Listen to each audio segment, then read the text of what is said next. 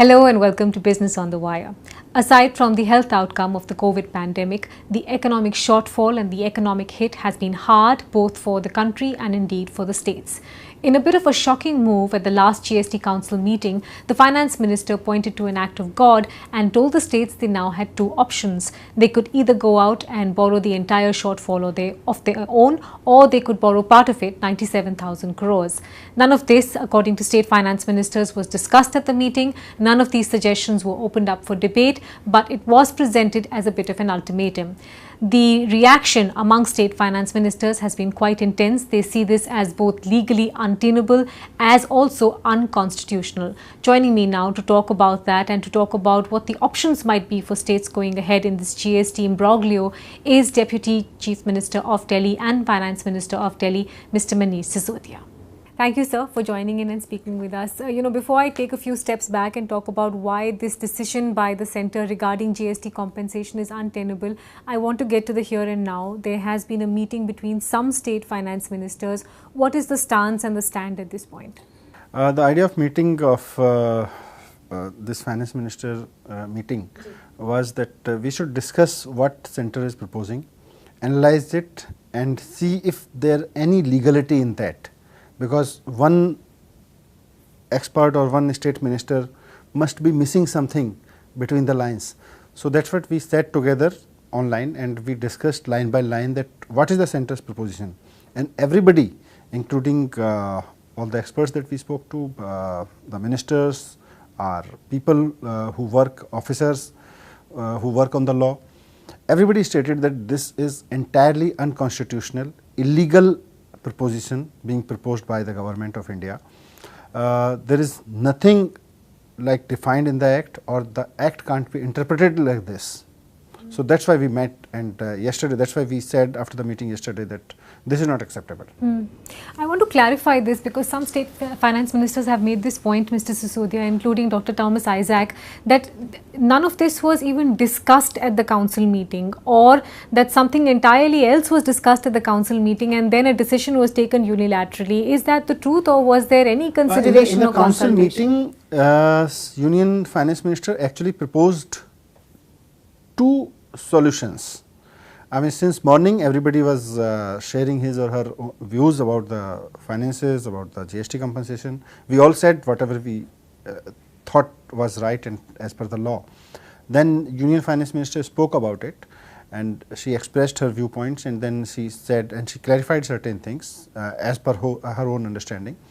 And then she put two proposals which nobody has read, nobody has discussed. All of a sudden these two proposals came, and the ministers said that let's have 7 more days to discuss, to read them carefully. Unfortunately, this part, I mean, many part of these proposals were not, I think, read at that point of time or not discussed at all. I mean, since morning we were discussing the legal position about the Compensation Act, about the compensation situation, GST compensation. But around 4 o'clock she, or whatever end time of the meeting was, she read some proposals.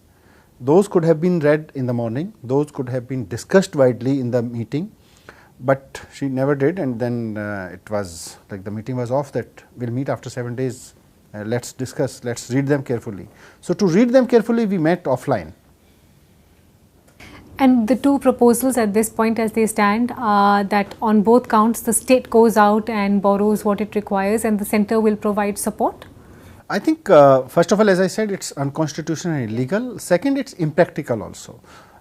Impractical is that, you see, that's one very interesting part in the GST law is section 10 of the GST Compensation Act. I'll read it for you. That makes, if you read this section 10 of GST Compensation Act 10(1), the entire proposal of Government India seems to be a mockery of the system. It says the proceed of the cess leviable under section 8 and such an amount as may be recommended by the council shall be credited. The compensation cess, that is, the cess is being corrected, as you know. Yes. So this says, the law says, shall be credited to a non-lapsable fund known as the Goods and Services Tax Compensation Fund, which shall form part of the public account of India and shall be utilized for purpose of specified in the said section. So it says कि हम पहले cess से fund इकट्ठा करेंगे, that fund will go directly to the public account of India. That this means now what center is proposing, state should borrow. So state should borrow and submit it to the fund of the government of India. Then the government of India will release the compensation. This itself is a joke, impractical solution. First of all illegal and then impractical. Where do you think it has come from, Mr. Sisodia? Because even the Reserve Bank stand remains what the state stand is, which is that they prefer that the center borrows, not the states. So where do you think this financial advice has come ideas from? I don't know, because the original idea of GST, I would read for you again, because what is being discussed now and what was discussed then, it's entirely different. Let me take you back to 22nd and 23rd December 2016 GST Council meeting, when this law compensation issue was being framed in the council meeting. Then Mr. Arun Jaitley, then chairman of the council and then finance minister, said in very clear words, and it's minuted in the meeting, the honorable chairperson observed that there was constitutional commitment for the central government to provide 100% compensation, and how it would be done was for the council to decide. 14% का compensation होगा. Compensation, 100% compensation was the commitment from the center, and that is the spirit. We used to manage our own finances, badly or rightly. You came to us, you said कि हम GST ले आते हैं. Let's not work with VAT and let's do away with the VAT systems. We said, the state said that we have so many taxes. They proposed that so many taxes should be subsumed to the GST, including VAT, including this, including that. We said we are managing rightly or badly, but we are facing it. They said, no, don't worry. There will be good things after GST. There will be like heavenly situations after GST. So please accept this offer. State said, we might be in loss. They said, don't worry, we take guarantee for next 5 years of up to the rate of 14% growth. Then we agreed, the states agreed. You said in this meeting, central government said in this meeting that it's the center's duty. Again this question was, just a second, I'll take one more minute. This was 7th meeting, then in 8th and 9th meeting the provisions of this law was drafted, then questions were raised.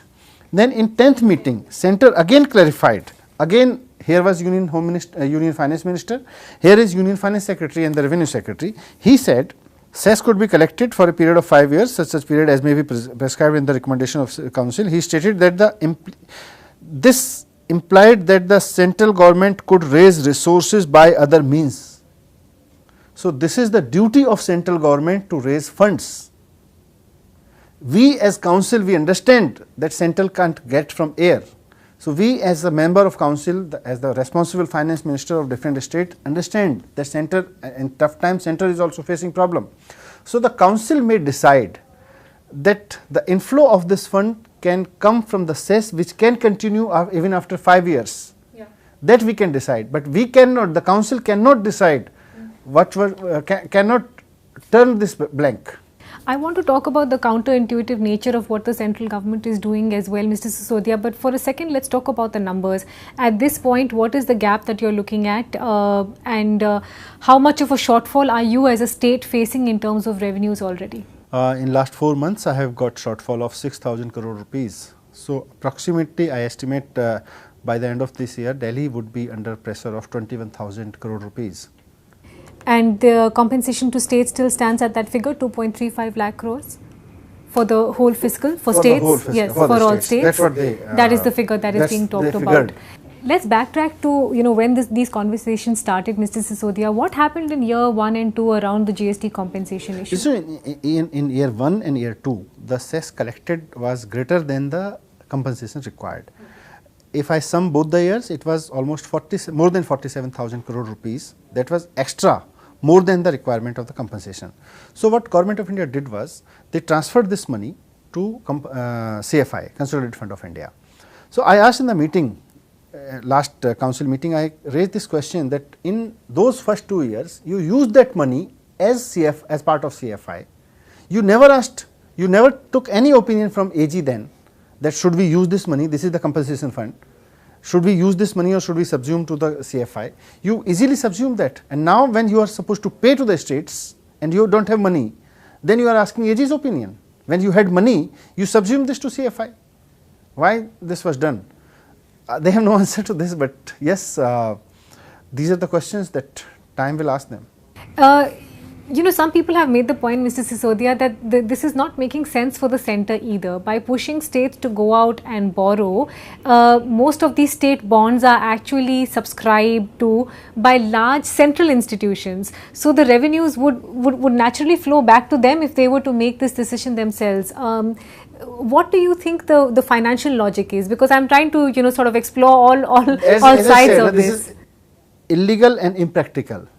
This thought and the thought that states will borrow and give it to centre, and then centre will give it to states again, and the interest will be borrowed by bear by the states. It itself is an impractical idea. I don't know from where they are getting these ideas. So you have legal options at this point as states. What would you? I think both political and legal, because this policy level forum is open. We'll raise this issue in the GST Council. The Council cannot overturn the decisions that were taken and the commitments that were made by the central government in the council meeting. They can't do away with that. So we'll raise this in the council. There is a parliament in this country, then there are law abiding law enforcement institutions in the country. We'll take all the recourses.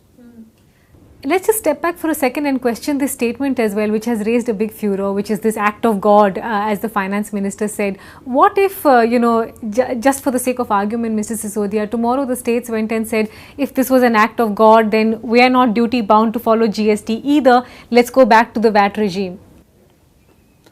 If you see, yes, I agree with you. GST was brought by a lot of dreams and promises. Few loopholes were to be plugged in. They have not been plugged in. Return filing system has not been put in place. Matching, ITC matching has not been fixed right now, till now, after 4 years of almost 3.5 years of implementation of this act. So what is happening? You are again going into loss. The thing that central government was supposed to fix has not been fixed. Now when states are in loss, you are saying you get lost. So they have failed. So as a finance minister, if I ask tomorrow that if you are not helping Delhi, then let me go back to VAT regime, I don't mind. I'll manage my resources, I'll raise taxes, or I'll enhance my tax base, or I'll do whatever is needed to be done to plug in the loopholes in my system. You are not plugging in the loopholes also. You are not allowing me to manage my finances. Then what kind of country is this, dictatorship or democracy? Do you think this entire episode might actually open up a big debate about the efficiency of GST itself as a system, Mr. Sisodia? Because it seems like the kind of targets that were put out in terms of its revenue generating capability were overestimated anyway. I mean, the centre itself has been falling short of its GST collections for 2 years running now. Do you think the GST mechanism itself needs a big rethink on whether this was the best way to I think GST is a good idea, but badly implemented idea. The initial 3 years we must have spent highly depending on technology.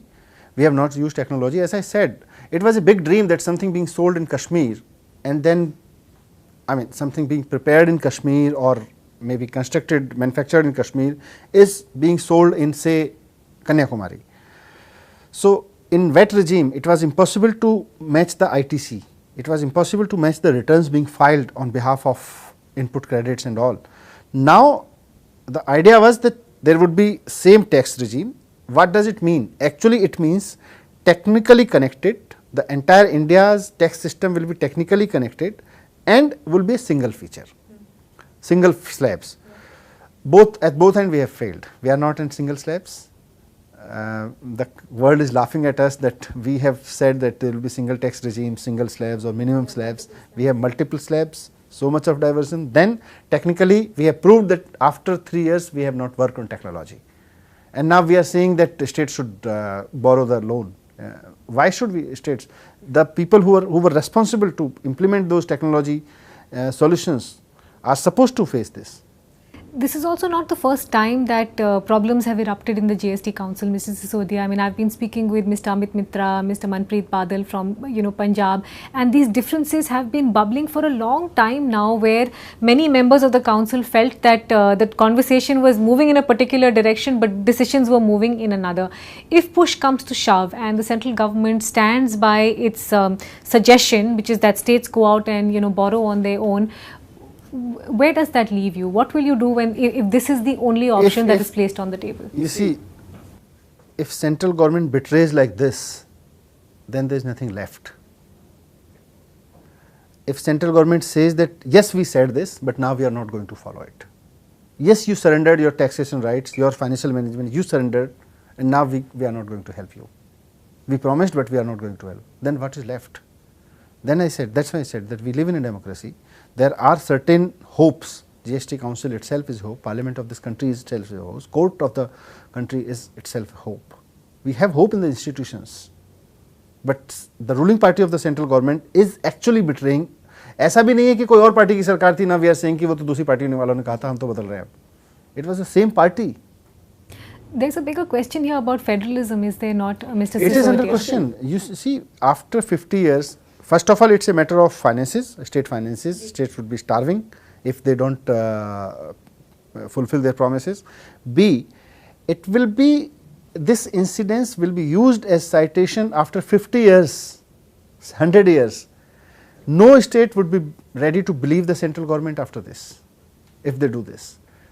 The federalism work on trust. So, the structure of trust will be broken. How many states stand united on this stand now, Mr. Sisodia? In the meeting, almost I can say, barring 2-3 states, every state was of the opinion, including those come from the BJP, that it should be central government who should pay, it should be central government who should borrow. So, I hope that states will be, the state finance ministers who are coming from BJP or any other party should be standing for their state rather than towing the party line. And when do you expect to see the next resolution to this? What would the next step be? We have said in the meeting that we should meet after 7 days. So, maybe within next week we should meet. If the state for Delhi, which is a small but prosperous little city state, Mr. Sisodia, is of the account that you pointed out, 21,000 crores, what is your estimate of what must be happening to some of the larger states because of the lockdown and the impact thereafter? Because it's not just people are the losing lockdown. job. There is no market. Markets have been closed or are almost down. In Delhi also, when I go to market, I used to ask, I generally ask shopkeepers that how much is the business. They say it's almost 20 to 30% as compared to the last year. So, states can't get revenue like this. We have to do some other measures also.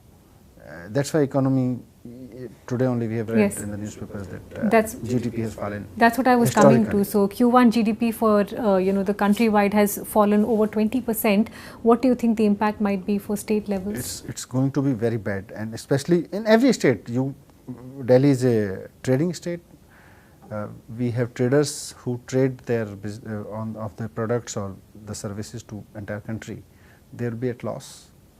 Manufacturing states, because there is no demand, how will the supply work there? Supply chains, everything is, going to face the problem, and lot of job cuts, lot of salary cuts are there. So, entire system is going to face. Now, we have to emerge as a wise economy. India has lot of minds who can guide you. India has lot of people who can work with you, who can execute the plans. But please have with them, you have to work as a team, not as a party. In the past, there has been some kind of reconciliation that has been found on, areas of differences between the centre and the state. Are you quite certain, Mr. Sisodia, that this time round the states, particularly the non-BJP states, are not willing to blink on this issue of GST compensation? I think those who are ready to blink should have the answer. How will they survive? How will they feed their teachers, from where they'll get salaries for their doctors, for engineers, for drivers, for sweepers, from where they will get the salary? First they have to seek the answer, then only they can blink. Thank you very much for your time today, Mrs. Sisodia. I appreciate your time. Thank you. To receive instant updates on all videos from The Wire, click the subscribe button and hit the bell icon. Pay to support independent journalism. Click the link in the description and choose the amount you want to pay.